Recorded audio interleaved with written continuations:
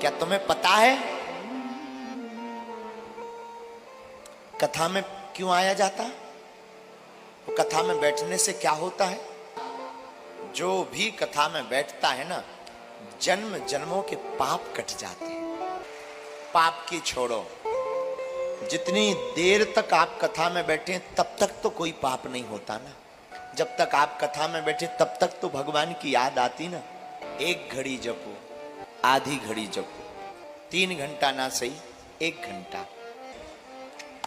30 minute, 30 minute भी समय नहीं है कोई दिक्कत, 5 मिनट, 5 मिनट भी समय नहीं है, हृदय से 1 मिनट। आपके पास इतना भी अगर वक्त है ना, भगवान कहते आप 1 पग रखो, हम तुमसे मिलने के लिए 60 पग दौड़े चले आएंगे। मां जब बालक को गोद में लेती है तो बालक इतनी निर्भीकता के साथ खेलता है। बालक को इसलिए चिंता नहीं होती है क्योंकि बालक को पता रहता है कि अगर हम गिरेंगे तो हमारी मां हमें संभाल लेगी। भगवान के भक्त को भगवान की गोद में खेलना और खिलखिलाना चाहिए, क्योंकि जब गिरने लगेंगे तो परमात्मा संभाल लेगा।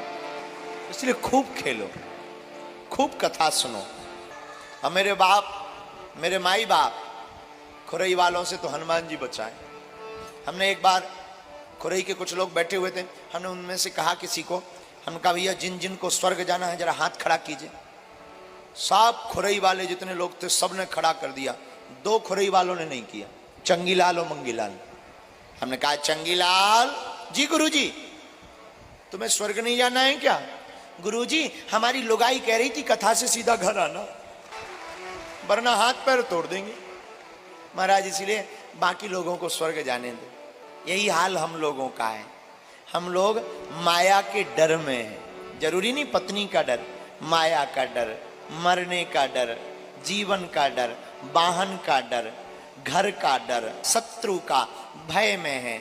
मेरे माई बाप, हमारी प्रार्थना है, हमारी कथा सिखाती भय में नहीं, हनुमान जी को पकड़कर आप अभय में जियो, अभय हो जाओ। आपका बाल बांका नहीं होगा, किसी और की क्या, हम तो अपनी निजी जिंदगी की बताते हैं। हमें अपनी जिंदगी में सिर्फ हनुमान जी के चरणों से केवल स्नेह। तुमसे भी कहते हैं तुम केवल कथा सुनो, कथा सुनोगे जय जय होगी।